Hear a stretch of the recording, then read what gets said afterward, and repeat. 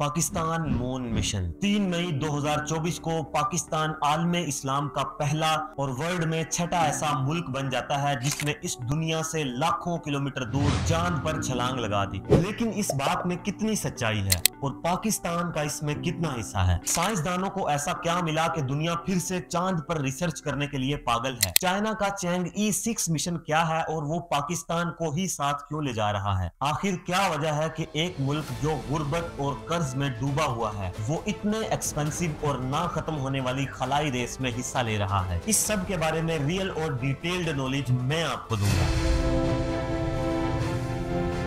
कौम का सर फख्र से बुलंद, पाकिस्तान का चांद पर पहला सैटेलाइट मिशन iCube कमर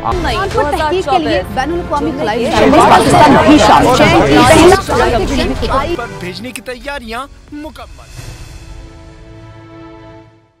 दोस्तों, कहानी शुरू होती है साल 2022। चाइना नेशनल स्पेस एजेंसी की जानिब से एक बड़ी ऑफर लॉन्च की जाती है। Asia Pacific space corporation organization के जो मेंबर हैं, जिन ममालिक ने इस नॉन प्रॉफिट ऑर्गेनाइजेशन को ज्वाइन किया हुआ है, उन ममालिक में से ओनली स्टूडेंट बिल्ड पेलोड को, यानी कोई भी साइंटिफिक इंस्ट्रूमेंट, चाहे वो छोटा सा क्यूबसेट भी हो सकता है, सैटेलाइट भी हो सकता है, वो चाइना चैंग E6 मिशन के साथ ले जा सकते हैं। और इसके लिए प्रपोजल सबमिट करने की जो लास्ट डेट थी वो थी 1 फरवरी 2023। तो Pakistan institute of space technology के जो स्टूडेंट्स हैं और इनकी जो फैकल्टी है, इन्होंने मिलकर एक क्यूब सेट बनाया। इसका proposal China national space agency को सबमिट कर दिया और इन्होंने जो क्यूब सेट बनाया था उसका नाम इन्होंने iCube कमर रखा। लूनर क्यूब सेट का मतलब है कि लूनर यानी चांद से रिलेटेड, और जो क्यूब सेट है उससे मुराद होता है कि एक क्यूब की शक्ल का सैटेलाइट होता है जिसका वजन तकरीबन 7 किलोग्राम था। और इसको बनाने में और अप्रूव करने में जो इनका साथ दे रहे थे वो थे यहाँ पर पाकिस्तान की Sparco space and upper atmosphere research commission, और इनके साथ चाइना की एक यूनिवर्सिटी भी कोलैबोरेट कर रही थी जिसका नाम था शिंगाई जियोटॉन्ग यूनिवर्सिटी। इस सब के बाद भी बड़ा चैलेंज ये था कि चाइना नेशनल स्पेस एजेंसी की जानिब से पाकिस्तान का जो iCube कमर है उसको एक्सेप्ट किया जाएगा कि नहीं। दोस्तों, ये एक स्पेस मिशन है जिसमें जरा सी भी गलती जो है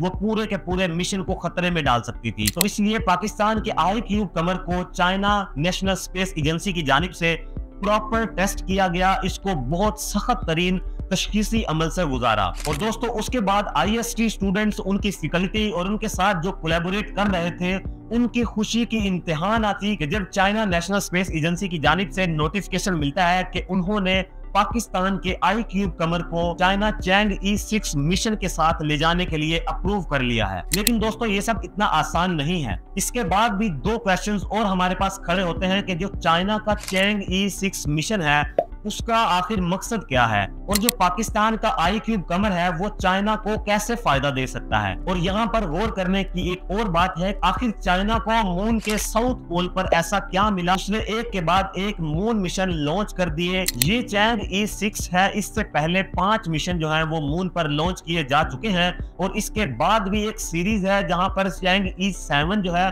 वो भी तैयार है। और वीडियो के लास्ट में हम देखेंगे कि आखिर दुनिया जो है वो स्पेस मिशन करती ही क्यों है। दुनिया बिलियन डॉलर दुनिया को डेवलप करने और गरीबी खत्म करने के लिए क्यों नहीं लगाती? दोस्तों, चैंग E6 मिशन चाइना का छठा ऐसा मिशन है जो एक के बाद एक चांद पर जा चुका है। और इस मिशन का जो मेन मकसद है वो चांद के साउथ पोल पर एक पॉइंट है एकन बेसन के नाम से, जहां पर जाकर वो लैंड करेगा और वहां से 2 किलोग्राम का मून का सैंपल जो है वो लेकर दुनिया पे वापस आएगा। अब ये चांद का साउथ पोल एकन बेसन क्या है, इसके बारे में भी देखते हैं। इस बात का तो आपको पता ही होगा कि जमीन से हम चांद की सिर्फ एक ही साइड को देख सकते हैं, और शुरू से इंसान चांद की सिर्फ एक ही साइड को देखता आ रहा है। चांद के इस फिनोमेना की जो वजह है वो है सिंक्रोनाइज रोटेशन या टाइडल लॉकिंग भी इसे बोलते हैं। इसका मतलब ये होता है कि चांद जितनी देर में अपने एक्सिस के गिर्द रोटेट करता है, सेम उसी टाइम में चांद जो है वो जमीन के गिर्द भी एक चक्कर मुकम्मल कर लेता है, जिसकी वजह से हम चांद की सिर्फ एक ही साइड को देख पाते हैं। जी हाँ, आपने सही समझा कि जो चांद का एक दिन है वो जमीन के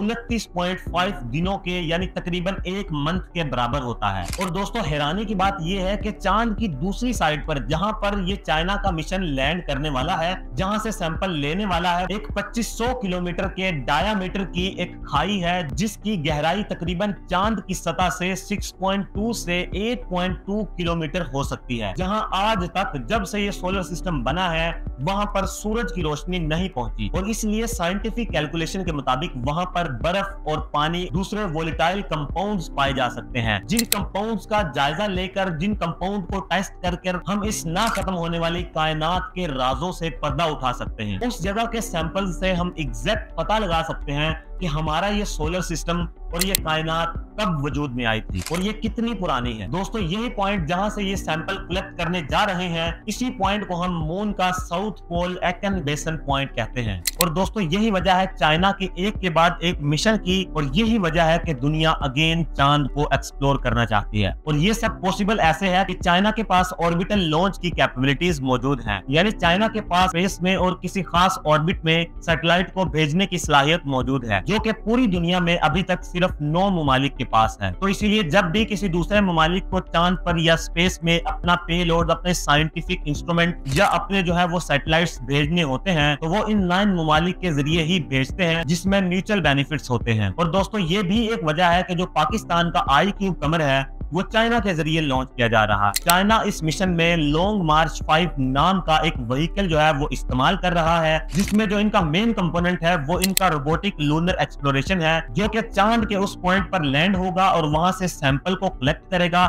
और वापस से जमीन पर उसको भेजेगा। और इस पूरे मिशन का जो वजन है वो है 8350 किलोग्राम। और दोस्तों चाइना का ये जो मिशन है वो तकरीबन 53 डेज में इसको कंप्लीट करेगा और सैंपल को अर्थ पर लेकर आएगा। अब बात करते हैं IQ कमर की, जो पाकिस्तान की IST स्टूडेंट्स और उनकी फैकल्टी के जरिए बनाया गया पहला लूनर सैटेलाइट है, जो चांद के ऑर्बिट में जाएगा और चांद के गिर्द ही चक्कर लगाएगा। और इसका जो मेन मकसद है वो है चाइना के इस मिशन की और चांद की और जमीन की पिक्चर्स बनाना और हाई स्पीड में इनको पाकिस्तान सेंड करना है। और इन पिक्चर्स को और अपने मुताबिक ली गई पिक्चर्स को पाकिस्तान के स्टूडेंट्स, उनकी फैकल्टीज और उनकी रिसर्च टीम अपने हिसाब से इनको इस्तेमाल करेंगे, रिसर्च करेंगे और स्पेस को एक्सप्लोर करेंगे। और दोस्तों पाकिस्तान को मेन यही फायदा है कि ये अपनी रिसर्च में ली गई अपनी ही पिक्चर्स को इस्तेमाल करेंगे और ये किसी पर डिपेंड नहीं होंगे। और इसी तरह मुल्क में साइंटिफिक एडवांसमेंट होगी, लोग यहाँ पर पढ़ने आएंगे, रिसर्च करने आएंगे और ओवरऑल जो है वो पाकिस्तान की जो इमेज है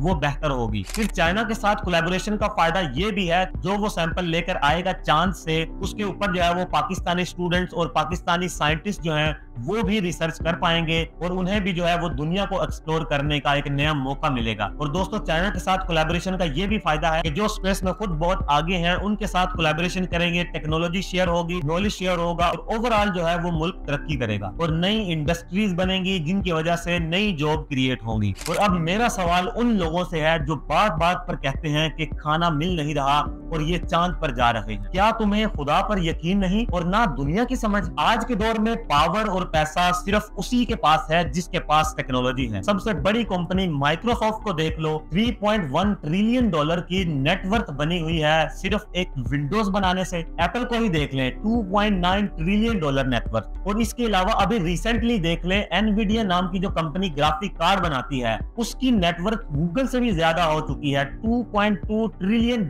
नेटवर्थ उसकी हो चुकी है, वो भी पिछले चंद सालों में। ग्राफिक कार्ड ही तो बना रहे हैं, ग्राफिक प्रोसेसर, फिजिक्स, मैथ और इलेक्ट्रॉनिक्स के जो फंडामेंटल उसमें यूज होते हैं। और फिर गूगल, अमेज़न, मेटा, जो फेसबुक, इंस्टाग्राम और व्हाट्सएप है, क्या है ये? सिर्फ एप्लीकेशंस ही तो है, तो क्यों नहीं हम सीख सकते? अब अमेरिका क्या है, अगर वो एटम को ना तोड़ते और एटॉमिक पावर ना होते तो आज शायद उनका कोई नाम भी ना लेता। सभी मैथ, फिजिक्स और कंप्यूटिंग की बदौलत। याद रखना, एक कौम की हालत कभी नहीं बदलती जब तक कि वो खुद उसे बदलना ना चाहे। सीखो, हर चीज पड़ी हुई है इंटरनेट पर, स्टार्ट तो करो। आज के दौर में फर्क नहीं पड़ता क्या एज है, डिग्री पास नहीं तो भी कोई मसला नहीं। गूगल है, यूट्यूब है, अब तो सबसे बढ़कर AI के इतने प्लेटफॉर्म्स हैं। स्टार्ट करोगे तो रास्ता खुद ब खुद मिल जाएगा। कुछ समझ नहीं आ रही तो मुझसे पूछ लो, कमेंट्स करो यहाँ पर, मुझे इंस्टाग्राम पे DM कर सकते हो, मैं प्रॉपर पोस्ट जनरेट कर सकता हूँ। दोस्तों सख्त तरीन हालात में ही कौमें, आला ज़र्फ कौमें बनती हैं और उनमें लीडर पैदा होते हैं। नियत साफ और हद पार मेहनत की जरूरत है। अब बस आखिरी सवाल का जवाब है कि इंसान स्पेस में क्यों जाना चाहता है। शुरू से ही इंसानों को ये क्यूरियोसिटी रही है कि वो जान सकें कि इस दुनिया के बाहर क्या है, आखिर ये दुनिया, ये कायनात कितनी बड़ी है। तो यहीं से ये स्पेस रेस जो है वो स्टार्ट होती है। और किसी को क्या पता था कि ये स्पेस में जाने की रेस जो है उससे दुनिया को कितना फायदा हो सकता है, कितनी प्रॉब्लम सॉल्व हो सकती हैं। ये जीपीएस वजूद में आया, ये वेदर चेकिंग के सैटेलाइट्स हैं, डिजिटल इमेजिंग का इससे पहले कोई तस्वर नहीं था। ये टॉपिक दोस्तों इतना बड़ा है कि इसके ऊपर एक पूरी वीडियो बन सकती है।